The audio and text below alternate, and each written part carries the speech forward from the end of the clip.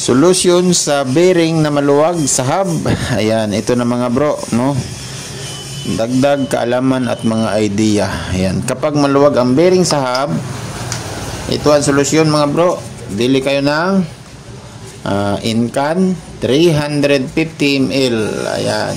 So mayroon na kayong merienda, solve pa ang problema. Puputulin lang natin ito mga bro. No, gamit lang tayo ng cutter. So share ko to sa inyo mga bro, no? Para dun sa mga nagtitipid na wala pang budget pambili ng bagong hub. So mahal din yung hub, tsaka mahal din magpa-repair sa machine shop. Kaya ito, solusyon lang to muna mga bro, no? Pansamantagalan. Pansamantagalan to mga bro.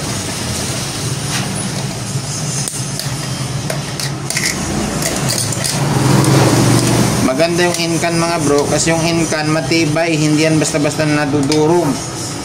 Yung iba kasi yung nilalagay nila mga bro ay yung ano, itong plastic, no, yung litruhan. Yung iba na litruhan ng Coke. Yung iba naman maong pantalon tila. So malambot yun mga bro, napipit-pit yun, nadudurog, sayang lang din, luluag din katagalan. Itong Incan mga bro, no, matibay to, parang simbras din to. Pag nilagay mo yan dyan na masikip, hanggat hindi ka nagpapalit ng, hindi mo pinapalitan tong bearing, hindi yan masisira, hindi yan luluwag, no? So papalit ka lang nito ulit kapag kapag pinalitan mo na yung bearing, kapag nasira na yung bearing. Yan. So share ko lang to sa inyo mga bro, para magkaroon kayo ng dagdag kaalaman at idea. Tapos siyempre dito mga bro, mahirap ipasok yan pagka dito yung hub mo. Zoom natin. Kapag yung hub mo dito ay mayroon ng kanal, mayroon siyang labi dito, mataas. So mahirap ipasok yan. Kasi dito masikip, pero pagdating sa loob, maluwag. Kaya ang gagamit natin dyan mga bro, ganito. Very simple. Yan. Meron lang tayong cutter ang solusyon dyan. Ganun lang mga bro, tatanggalin lang natin tong, yan o, kayang-kaya ng cutter yan mga bro. Malambot lang yan eh. Yan o, para matanggal tong sobra dito. Yan, ganun lang. Tanggalin lang natin itong mga bro. Kaya hindi makita, yan, para maliwanag. Tatanggalin lang natin yan. Kayang-kaya yan tanggalin ng cutter. Ayun, okay. Diskarte lang yan mga bro. Kasi wala pang budget pambili ng bagong hub. Wala pang pambili ng, wala pang paayos sa machine shop. Okay. Yan, papasok lang natin itong mga bro. So wag naman sobrang sikip dahil delikado rin, baka mabasag yung hub. Mas natuluyan pa. Natuluyan na nasira. Yan, so kailangan pantay na pantay lang yan mga bro. Wag natin susubrahan.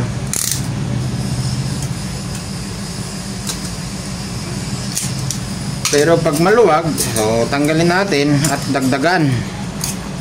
Pero kapag tulad nito, bago pa lang, hindi pa masyadong maluwag, so huwag na natin sigipan ng gusto, baka mabasag yung hub. So tinuturo ko lang yun sa inyo mga bro. So ito ay luma na yung bearing na to. Palit na rin tayo ng bagong bearing para sure yung. And pagpasok niyan mga bro, kailangan pantay din. Huwag natin ipasok ng hindi pantay ng tagilid. Yun, perfect. Ayos, perfect mga bro. Yun, okay. Sikip na oh. na basta-basta yan mga bro. Pagkatapos, ganito lang, napakasimple lang.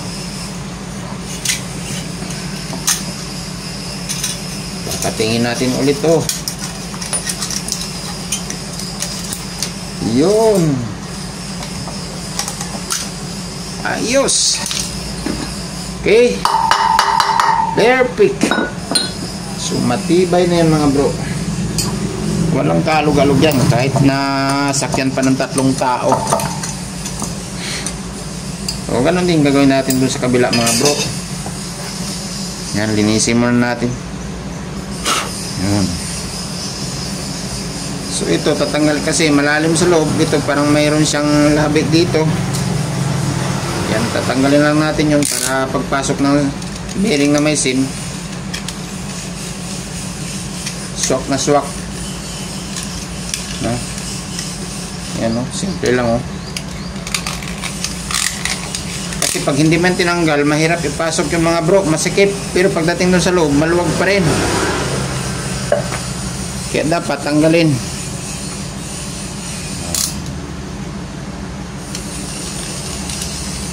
Okay.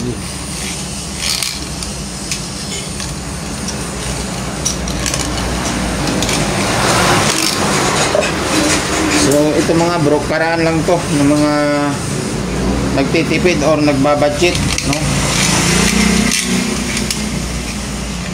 Pero kung mayroon din lang pambili ng bagong hub, mas maganda palitan na lang ng bagong hub.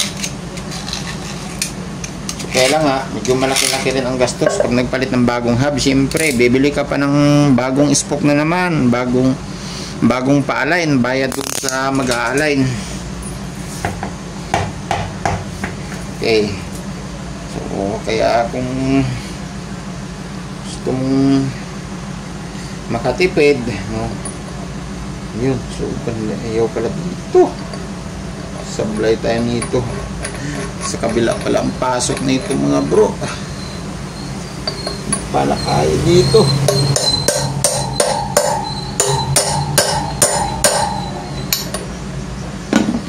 Skip. Babakas tayo ulit ng kabila mga bro. Okay lang. At least mayroon akong may share sa inyong idea. Diba? Kailangan pala dito ipapasok. So itong kanyang spacer sa loob, no? Sa sobrang pagtitipid, walang budget, ayan, bakal na lang to, tubo na lang nilagay. Okay, pero at least okay naman mga bro, walang problema yan.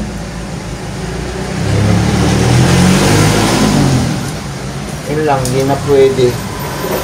Kailangan natin lagyan ng bagong sim.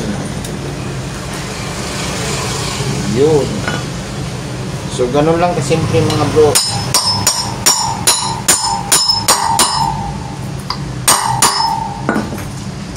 Tapos tatapingin lang natin ulit.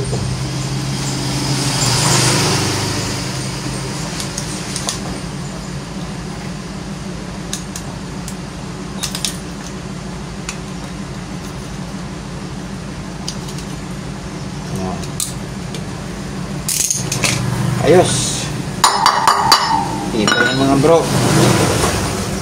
Yun. Tapos dito na naman tayo sa kabila mga bro. Okay.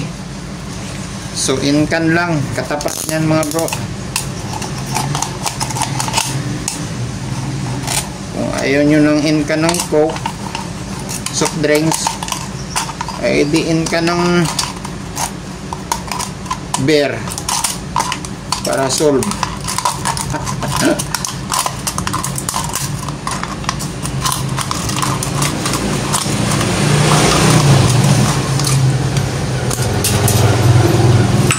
Inkan. Yes na lang tayo sa inkan mga bro.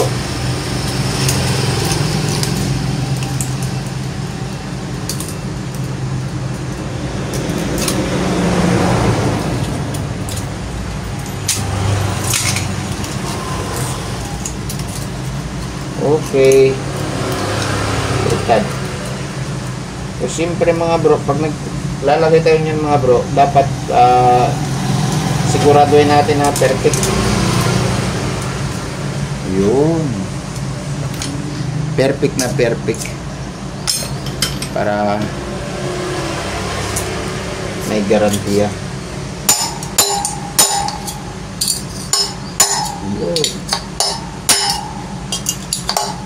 Hindi matigas-tigas pa talaga.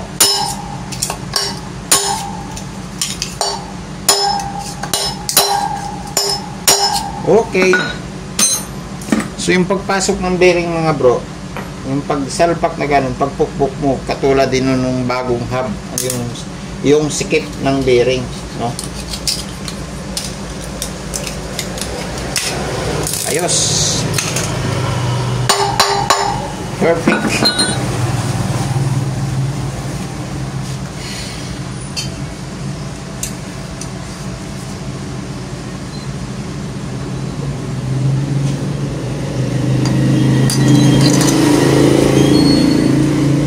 Okay, ayos mga bro.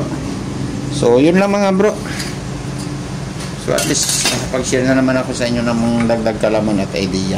Maraming salamat sa inyong patuloy na pagtiwala at pagsuporta sa aking YouTube channel, Kuya Bert Channel.